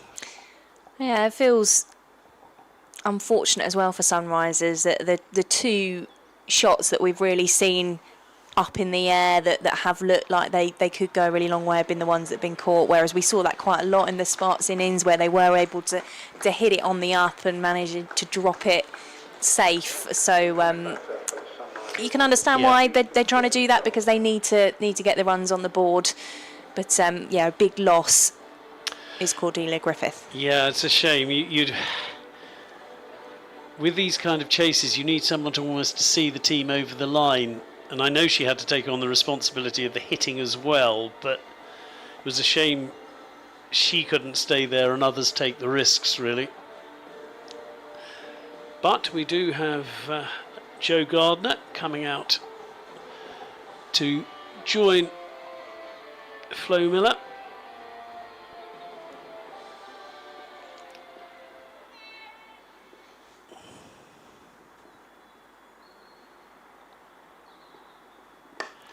And this is lapped up into the mid-wicket region, and Katie George very nearly got there. It was a terrific effort diving forward, but she couldn't hang on to it. And in the end, they managed to take a couple. But yes, there might be some sort of graze on the elbow after that particular effort, I think. Yeah, just a difficult one to judge when it was going to drop and when she needed to make the dive. I think she manages to bring it forward slightly as she went to field it. And they've gone for a very sharp single again, and that would have been desperately close if Eve Jones had managed to hit, but she didn't, and they got through for the single. And this is a feature of the Sunrisers innings. They have risked. They've gone for the sharp single. The score goes up to 99 now for 5. And there are just 4 overs remaining. And you have to say 48 from 4. 12 and over, it's an ask. Yeah, Sunrisers are going to have to take those risks now. And they haven't got a batter that's really set themselves in yet. No, you're right. Griffith was scoring at the right rate, but nobody else has managed to keep the scoreboard ticking over at the rate she was, which was the required run rate of around 7.5 and over. But now that's gone up to 12, I make it. Required run rate, yeah, 12.5. So tough, this. That's at least 2 boundaries, preferably 3 and over.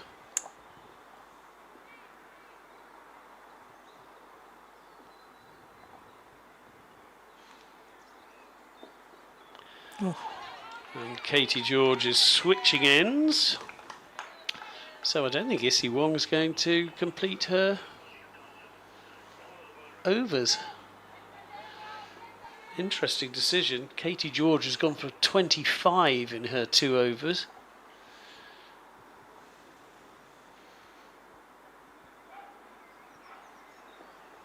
Good slower ball.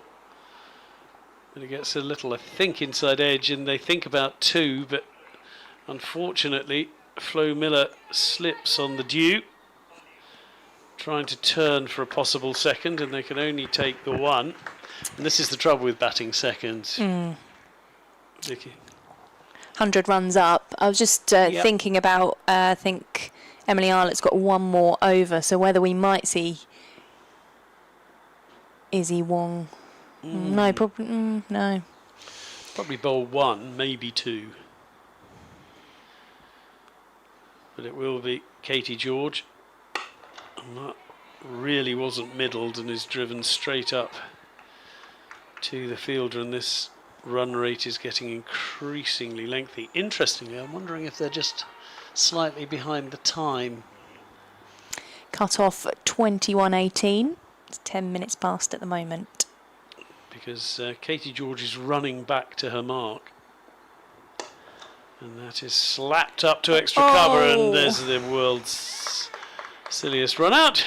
And another wicket falls, and the Sunrisers, you feel at the moment, things are just all going wrong, and quite where the acceleration is going to come from necessary to win this match.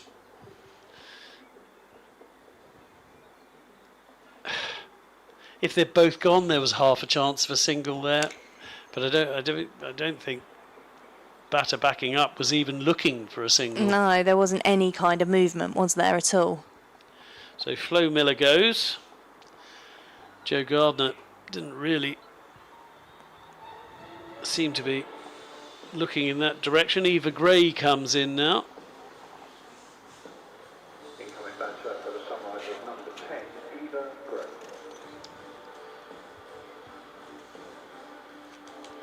And you do feel very much amongst the bowlers now.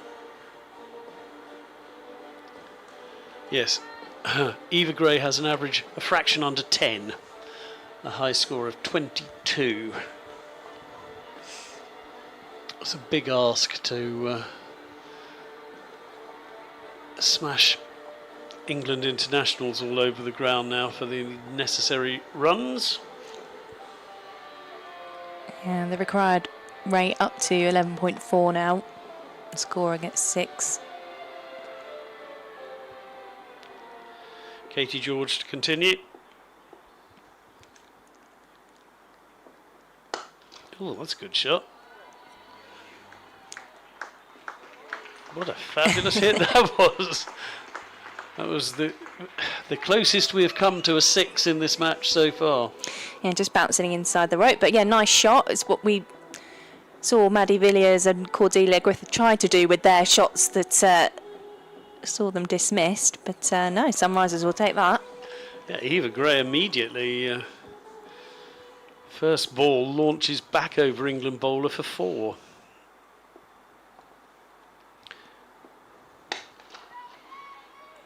Now they decide to learn the lesson the last time they slapped the ball to extra cover and ran, and we had the run out. This time, seeing it's Eve Jones who's doing the fielding, they stay where they are, but now just 3 overs left. Required run rate 11.5. Yep, this is tough. 34 needed from these 3 overs.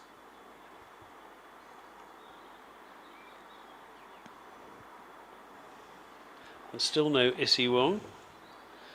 Georgia Davis, whose spin is... I don't think she's bowled at the river end so far. I could be wrong. She's switched around a bit. Yeah, I think you're right. Bowled nicely. Just 17 from her 3 overs. She's got the towel tucked in her trousers as well. I guess the ball needs... Yes, it does. We've seen the batter slip as they turn, so there is... The dew is definitely on the field now. It's an easy single, but to be honest, Central Sparks will be very happy with a single every ball. It would mean the Sunrisers still wouldn't get there. So a single to Jo Gardner, but that brings Eva Gray on strike. Now we saw her hit the pace of Katie George back overhead. How's she going to play the spinners?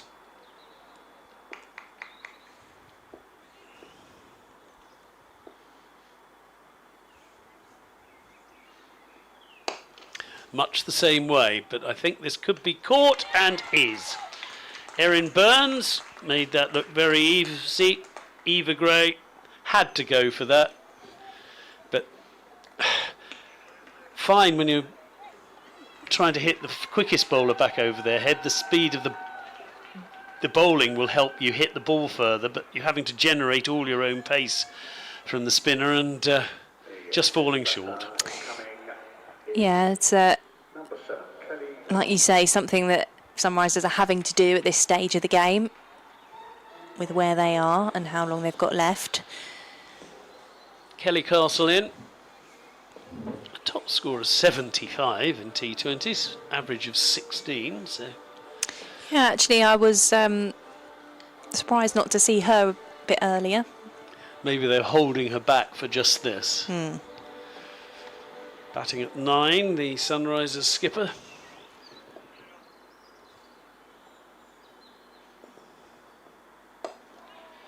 And just strokes that into the middle. Katie George is very quickly off the mark though to keep them down to a single. Good fielding.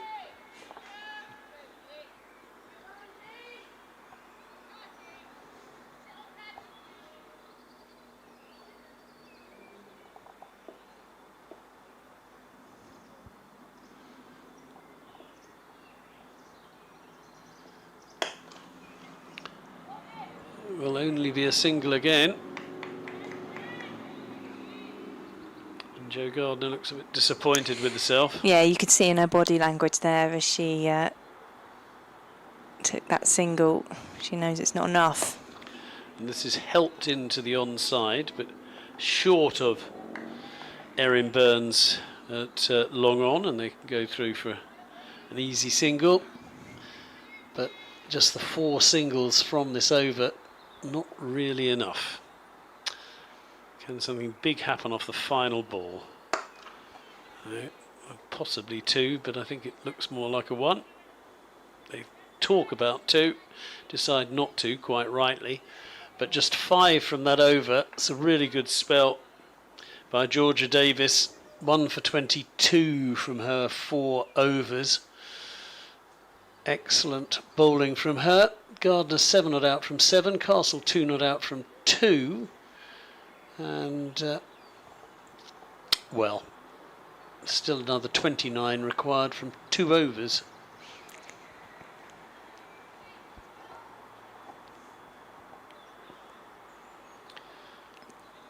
Still, it would be Emily Arlott. You said she had an over left, I remember. Yeah, I think for Sunrisers, even if they do come up short, there'll be parts of this performance that they can take confidence from into the rest of the Charlotte Edwards Cup. But disappointing, and I think really those couple of quick wickets for Sparks has been their undoing. Oh. Well, that has fallen safe, but not where the batter meant it at all. Aiming for long on, it went to fine leg, but 2 runs are the result. And they need even two runs a ball isn't enough from now on in. Oh, and that is the end of Jo Gardner. She had to try and make things happen, and then she gets a big bottom edge, drags it onto her stumps, and Jo Gardner has gone for 9, bowled by Arlott from 9 balls, didn't find the boundary, and this is all coming to a close a little quicker, I think, than the Sunrisers would have hoped. It's Kate Kopak now who comes out. Again, has an average of 16, and so these two do know one end of the bat from another.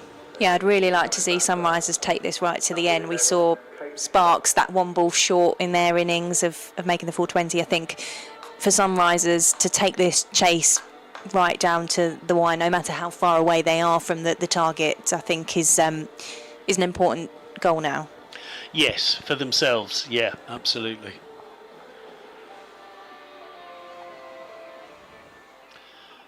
Well, there are 10 deliveries left in this match.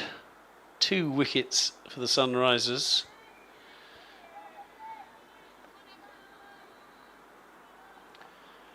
The skipper, Kelly Castle, and Kate Kopak facing. Kopak immediately plays an interesting sweep-like shot forward of square. Good running, and they go through for 2.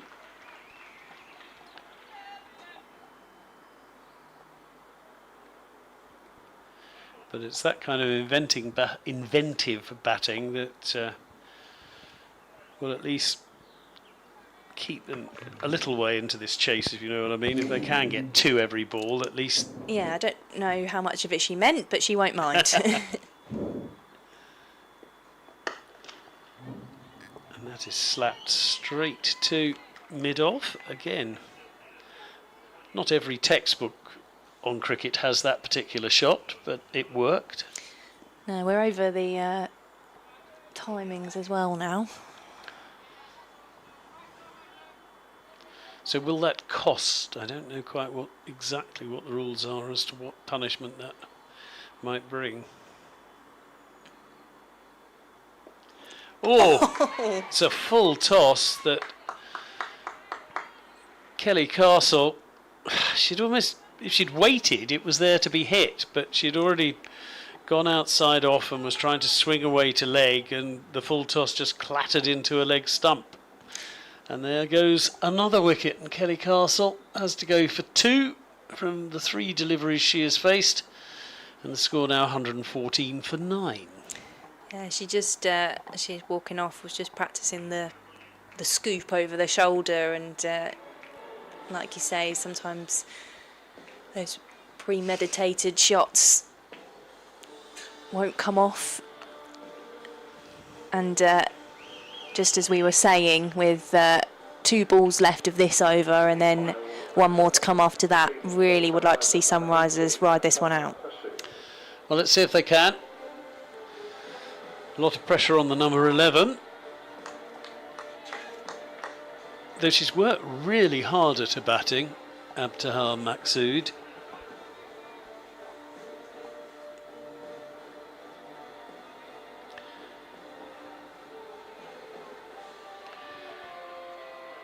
I don't think she's likely to go on a rampage of 6 hitting and seeing the team over the line. And she's chipped it straight up to mid-on. That is the end of proceedings. It's another wicket for Arlott. It is the end of this match. 114 all out. A victory. 27 runs for Central Sparks. The Sunrisers, they'll be irritated by that because there were moments in that game when they were right in it. They took early wickets when Central Sparks batted. Yes, there was that terrific knock by Amy Jones, the good 50, but there was good bowling as well. Yeah, I think that they will be disappointed because there were moments in this match where they really had a hold of things, like you say, with the early wickets, where they managed to break that partnership between Freeborn and Jones, and even whilst chasing that target, despite losing Grace Scrivens and McLeod early on, Amara Carr and Cordelia Griffith sticking around and really steadying things for Sunrisers gave them absolutely every opportunity to go on and win this game. They've just left themselves too much to do at the end, and are losing wickets in quite quick succession, and just not being able to take those opportunities and be aggressive enough and execute the aggression enough when needed. No, you're right. 80 odd for 2 with 50 odd over 50, 60 runs needed. They really did look as if they were in with a terrific shout, and 2 wickets fell in 2 overs, and suddenly that moment had passed, and the wickets were spread around as well. So I suppose you have to mention Grace Potts, who bowled beautifully. 2 for 13 from her 4 overs. She really set the mark right at the beginning of the innings, and Emily Arlott taking wickets in that final over that well, she ended up with 4 for 23 as things got a bit silly towards the end there, and wickets were falling for fun. Yeah, I think a really good decision as well from Eve Jones with that Grace Potts final over. We said it at the time, was it too early for her to be coming on for the final over of her spell? But that really paid off. She got the wicket that they needed, and then from then on in, the likes of Arlott have chipped in and done the work as well. So great decision to be able to do that and help them win the game. Yeah, funnily enough, the big names, if you like, Katie George and Issy Wong, their 4 overs went for 41 and probably gave the Sunrisers the closest hope they had. Anyway, Cordelia Griffith, she'll be very pleased, and so she should, with her 53, but that was absolute standout, and only 2 other batters made double figures. Alice McLeod 17 and Amara Carr 11, as the Sunrisers were bowled out for 114 with 6 balls remaining. Earlier, Central Sparks held with a wonderful innings from Amy Jones of 51 from just 34 balls. Again, just not many people in double figures. We saw Eve Jones with 15, Campbell and Freeborn both made 11, and 13 from Emily Arlott, who had a good game. But 137 looked eminently gettable, and at 80 odd for 2, certainly that was the case. However, it means it is another defeat in this competition, the Charlotte Edwards Trophy for the Sunrisers. Central Sparks get their campaign off with a win, a victory by 23 runs. My enormous thanks to Victoria Polly for filling in and joining in and keeping me company and making sure that everybody out there didn't get too bored listening to me. No, it's been a pleasure to join you and to be watching and talking about the Sunrisers, and we'll continue to do so on BBC Essex following the Charlotte Edwards Cup and when they get back underway in the Rachel Hayhoe Flint Trophy as well. Excellent, and join us again for the stream from the next Sunrisers home match. Thank you very much from Victoria and myself, Guy Swindles, for joining us for this match. With the news, finally, that the Central Sparks have won this opening match of the Charlotte Edwards Cup by 23 runs as the Sunrisers fall short.